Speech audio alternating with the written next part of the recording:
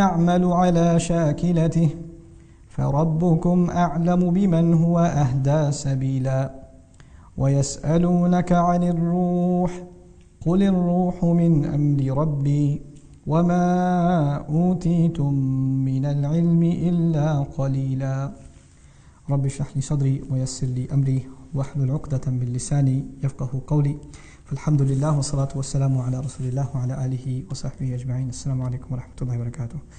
So inshallah, in this brief reminder I want to share with you some ta'ammulat, some reflections from 3 ayat that belong to Surah Al-Isra. This is the 17th surah, and these are ayat number 83, 84 and 85. Allah Azza wa Jal says, وَإِذَا أَنْعَمْنَا عَلَى الْإِنسان, when we shower favor onto the human being, أَعْرَض, that the human being ignores it, deliberately ignores it. The suggestion here is that when human beings are given lots of gifts by Allah, human beings start becoming deluded into thinking somehow they deserve them, or they are entitled to them, or this is because of their own doing, or their own accomplishments, or their own capability. So they completely ignore the fact that these are favors. They actually start thinking they own them, or they're entitled to them in one way or the other. وَنَأَى بِجَانِبِهِ, and he turns away to his side. In other words, this is kind of a, let me give you an English translation, an American English translation of نَأَى بِجَانِبِهِ. That's نَأَى بِجَانِبِهِ. Okay? So this guy, when somebody says Allah has given you a lot of favor, that's literally captured in language. Okay, that's what he does. So he huffs and puffs about the things that Allah has given and dismisses the idea that this is somehow a divine gift. وَإِذَا مَسَّهُ الشَّرُّ, and when harm touches him, when harm hits him, كَانَ يَئُوسًا, he becomes altogether depressed, full of sadness. Allah has done this to me. Why am I being put through this? What did I do to deserve this? When good happens, I deserved it. And it was my doing. But when bad happens, it wasn't my doing, it's Allah's doing. Allah did this to me. Kana ya'usa. This twisted mind of his. On a side note, what's really remarkable about this ayah is actually a lesson in adab, a lesson in etiquette, and how we not only think about Allah, but even how we talk about Allah. And obviously you all know that speech, the way a person speaks is a manifestation of how they think. Right? So when favor is mentioned, Allah says, وَإِذَا أَنْعَمْنَا عَلَى الْإِنسان. This is the past tense, أَنْعَمْنَا. Who's the doer? What's the fa'il? ضمير مستتر تقديره what? نحن. It's Allah. We shower him.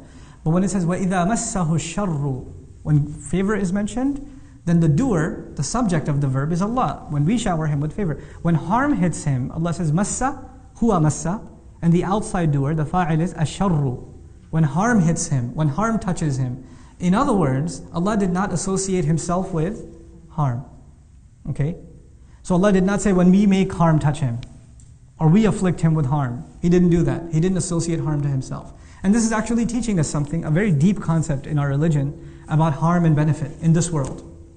At the end of the day, what's our belief? Everything is from Allah.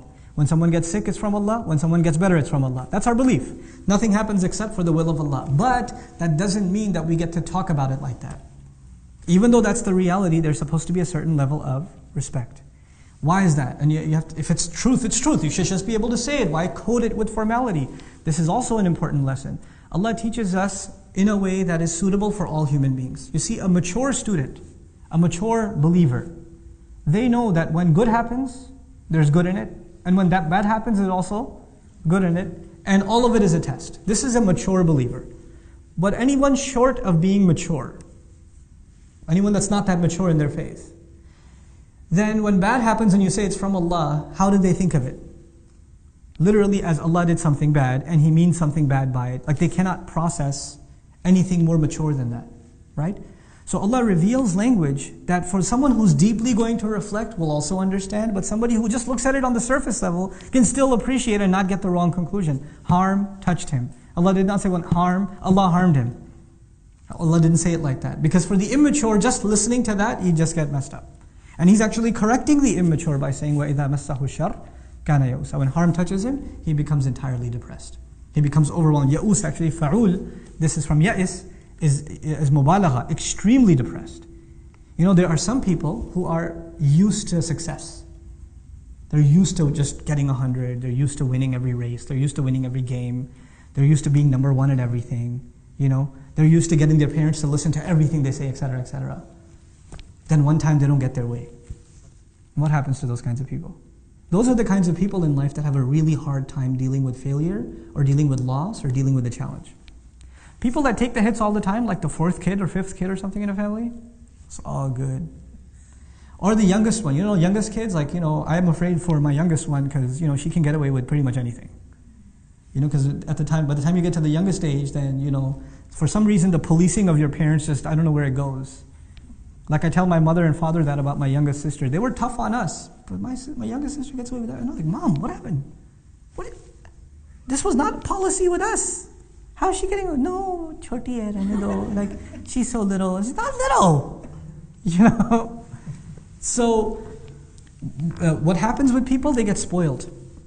Favors can spoil someone. And so when a little bit is taken away, they become entirely depressed. Entirely depressed.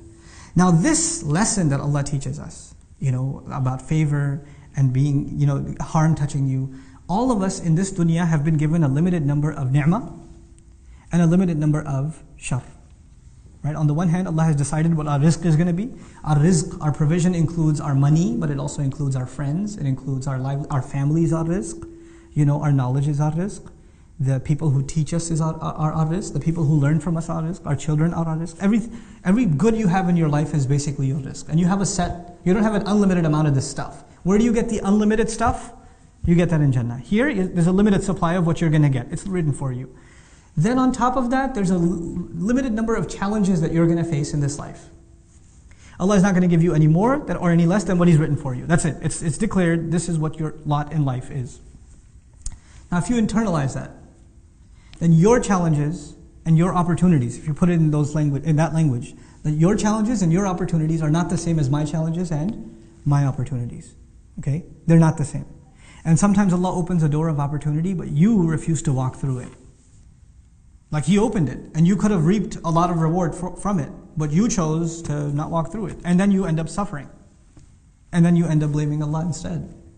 So now, if this is the case, everyone has a different lot in life. Everyone has a different set of challenges, a different set of opportunities. Then the question arises, why? Why not all of us have the same thing? Why not all of us have the same set of challenges? Make it consistent. The next ayah answers that question. He says, قُلْ كُلٌّ يَعْمَلُ عَلَى شَاكِلَتِهِ. Tell them, let everyone work. Everyone should work. كُلٌّ يَعْمَلُ actually means everyone should try to work. When a mudari' becomes a sifa, it's actually in the meaning of trying to do something. Everybody should try to work on their shakila. Now what is shakila? Shakl in Arabic is form. Shakl is the appearance of something and the mold of something. Okay? You can even say the shape of something is shakila. In a figurative sense, you can call it, I use psychological terminology now, your predisposition. You're pre-programmed a certain way. Some people have a good sense of humor, some people are very serious, some people are oriented towards science, others towards literature, some are very artistic, some are, they have a hard time figuring out what they are, but but they know how to have a good time. There are people with different personalities, different shakilat, you can say. Allah says everybody, first of all, recognize what Allah has given you, what kind of personality Allah has given you, and then work in accordance with that. In other words, shakilah, you see the ta marbuta at the end, makes it actually a marra, meaning an instant, an individual thing. Not two people have the same shakilah. Allah made personalities very, very, very different. And everybody should try to figure out what their personality is like as much as they can. And then, in accordance with that, figure out what is the most they can make of their opportunities. What are the most they can, and what are the challenges in their personality, what are some shortcomings they have, and how can they overcome them. This is actually a very powerful concept at the individual level, but it's so powerful that Allah in another place in the Quran even describes this at the level of nations. One of the names for nations in the Quran, وَجَعَلْنَاكُمْ شُعُوبًا وَقَبَائِلَ لِتَعَارَفُوا. Shu'uban comes from the word sha'ab or shu'bah in Old Arabic, which actually means a dent or a crack in a wall. An imperfection is a sha'ab. It's an imperfection. As if to say every nation has some good qualities, but some quirks.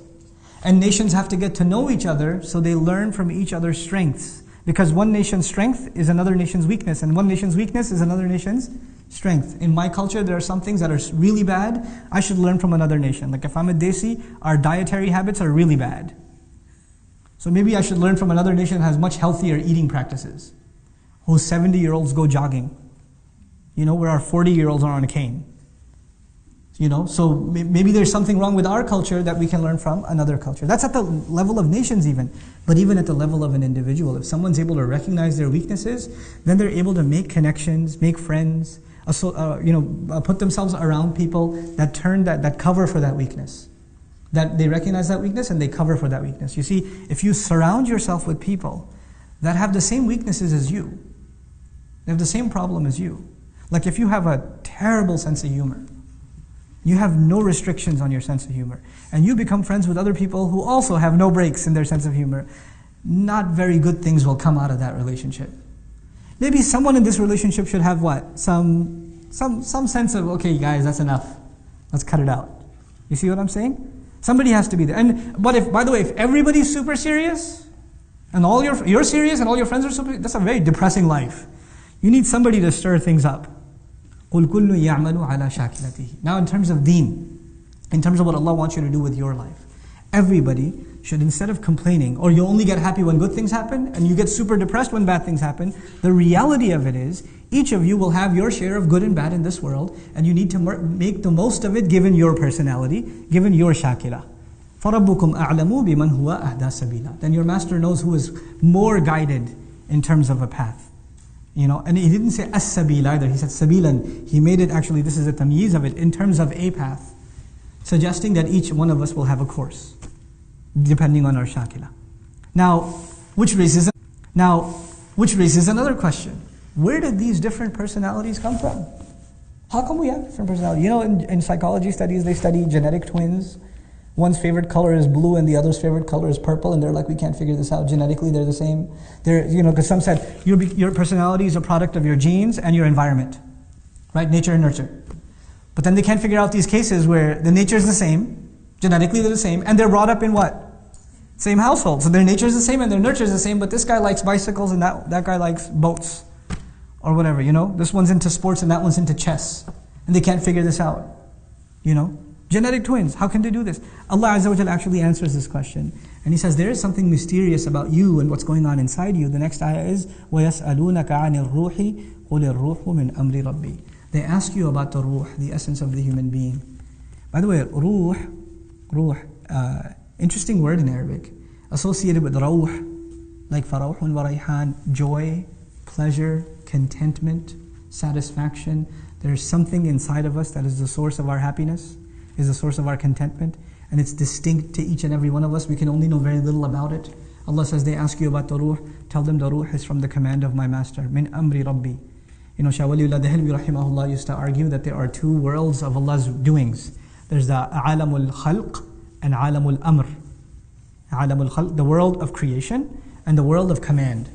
And what he meant by that is that Allah created this universe, a physical universe, in which there are certain laws that govern it. It's dictated by time. For instance, when you plant a seed in the ground, it doesn't just pop up into a tree, right? There's a process by which it turns into a tree. A baby doesn't just turn into a man overnight or a woman overnight. There's a process, there's a time. And this is the world of khalq. Allah made things with tadarruj in the world of khalq. There's a process and progression in the world of khalq. But there's the alam of al-amr. There's the world of amr, where Allah commands something and it comes into full formation to perfection when? Instantaneously. Like the angels are from what? Alam al-amr. The ruh is from what? Alam al-amr. The Quran is from Alam al-amr. Right? So there's this unseen world where things happen. They're first of all not limited by time like we think of time. They're not limited by distance like we think of distance.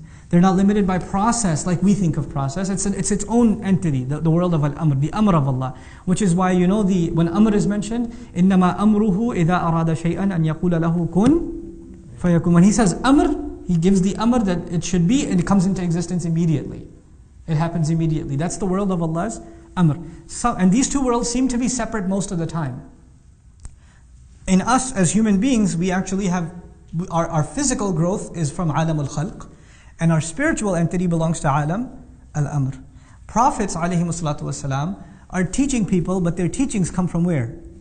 Alam al-amr. And the miracles that they're given, which break alam al-khalq, because they belong to alam al-amr. Right? So the fire stops burning in Ibrahim ﷺ's case, that's from the amr. Now Allah is saying that your ruh, something inside you, belongs to alam al-amr. قُلِ الرُّوحُ مِنْ أَمْرِ رَبِّي.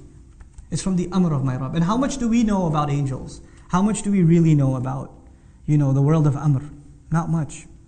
We can have some idea that whatever Allah tells us we can have. Otherwise, it's entirely unseen and unexperienced to us. So actually what we're learning then is there is something inside of us, inside of you and inside of me, that is the essence of my personality, and yet I know about it very little. وَمَا أُوتِيتُم مِّنَ الْعِلْمِ إِلَّا قَلِيلًا. You have been given about knowledge, from within its knowledge, within knowledge itself, very, very little. There's something inside us so powerful that we can't even know it ourselves. Now, think about this in retrospect. The human brain, the physical brain. This is not ar-ruh. This is just some gray matter and some electrical signals going off between microscopic cells over here. This stuff, how much do neuroscientists know about the brain? After all this research, they tend to say we know almost nothing. We're only beginning to scratch the surface. And that's within alam of what? Al-khalq. So how are we going to know anything really about alam al-amr, the ruh? So what Allah is teaching us then is that we have to go on this expedition. When you work towards your predisposition, you will discover more about yourself. You will not discover who you are until you put yourself to work. And this is the lesson I want to leave you with. Young people nowadays, especially young people nowadays, say, I don't know what I should do. Ustad, tell me what I should do. What should I major in? What kind of job should I do? And they don't do anything. And they get 30 bits of advice from someone. Then they go to someone else and get another 40 bits of advice. Then they go to someone else and get another 50 bits of advice. And they have all this advice from all these people, and they say, well, I asked 100 people and I got 100 different kinds of advice. Yes, that's because you asked 100 people and you got 100 different kinds of advice, because human beings are individuals. They're going to give you individual advice. Until you put yourself to work, you're not going to discover who you are. You're not going to know your strengths, and you're not going to know your weaknesses. Stop being afraid of work. Stop being afraid of jumping in, trying something, failing. Failure is good for you. It exposes the holes in the wall. It exposes what you need to work on. It also exposes the few things that you are good at, and maybe you should refine them even more. But that does not happen until you grind it out, until you throw yourself in the middle, in the mix. I'd like you to think of the fact that our ruh is from alam al-amr, but this life that Allah gave us here, in which we can put ourselves to work and discover ourselves, is not an unlimited life, is it? So, between coming of age and sleep, and then old age where you pretty much become senile, we don't have a lot of years to figure ourselves out, to put ourselves to work. So don't be afraid to try things. Allah has given us this incredible adventure in the world. Don't be scared to try stuff. Try it. The fact that you've taken the adventure to try to learn Arabic is cool, because this is just the beginning.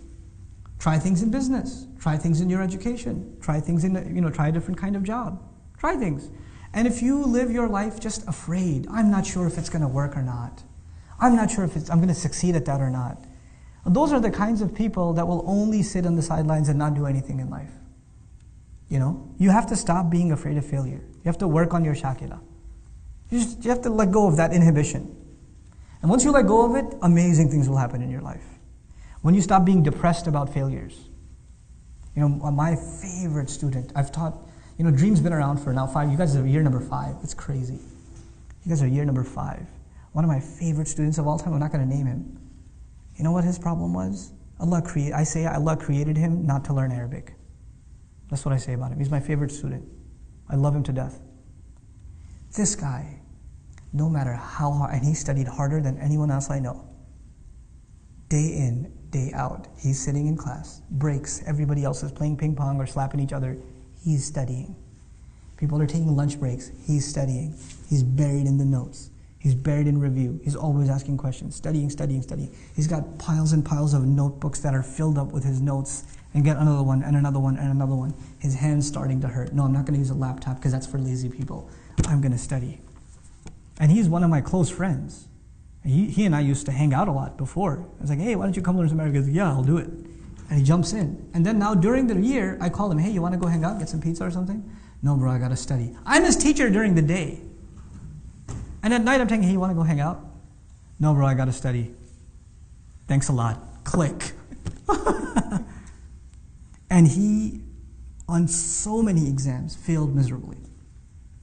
Failed miserably. But I don't feel bad for him at all. That is effort worth doing. And there are people who did not apply themselves and got easy hundreds. And first of all, I don't even think it was worth their time, the education they received. And I don't respect what they did. I respect what he did. I'm going to try something and I'm going to give it my best. I'm not going to run at the first sign of failure. I'm not just going to walk away and just do something else.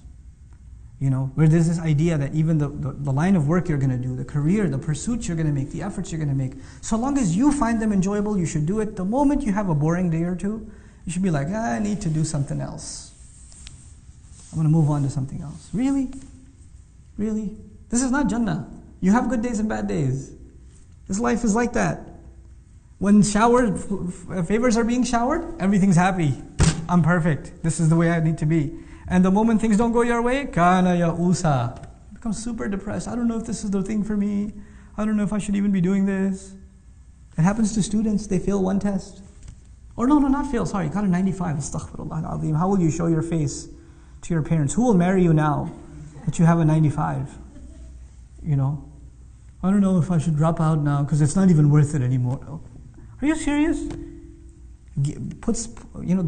Grow a spine. Grow a spine, grow a thick skin. Apply yourself in whatever you do. And this is not just about your studies at the program, at Dream. This is beyond that. In life, have that attitude. Whatever you jump into, really dive in. Dive all in. Yes, seek counsel, but don't over-seek counsel. Don't keep getting advice and getting advice and getting advice and not doing anything. You have a few people in your life you can trust. And sometimes some people, they get into this habit where they like to get advice from people. They know they're going to get two different answers. Because they live off of the confusion. They feed off of it. They use that as a scapegoat to not do anything. Well, he said this, but you said this. And they wait for you to say something and say, but he said this. You could have told me that before I told you anything, but you know what? Seek advice, but seek advice with a purpose. And seek advice with some trust. You shouldn't just ask random people. By the way, if you're seeking contradictory advice from people, you know what that says? That says, first of all, you have no confidence, number one. And number two, it says you don't trust people. You don't trust them. Why are you asking their advice if you want an alternative opinion? You don't have to take everybody's opinion. You don't have to take my opinion, or Sheikh Omar Sulaiman's opinion, or Sheikh Abdul Nasir's opinion, or anybody's opinion for that matter. You consider their opinion and you make your own judgment. But once you make your own judgment, فَإِذَا عَزَمْتَ, when you make a decision, فَتَوَكَّلْ عَلَى اللَّهِ. Trust Allah and move on with life. Trust Allah. This is how you get to discover yourself. And that's actually a very important lesson in life that Muslims, all of you, have to internalize. And inshallah ta'ala, great things will come for you in life and for the benefit of others in your life if you internalize this. Barakallahu li wa lakum fil Qur'an al-Hakim wa nafa'ani wa iyyakum bil ayat wa dhikr al-Hakim. Wassalamu alaikum wa rahmatullahi wa barakatuh.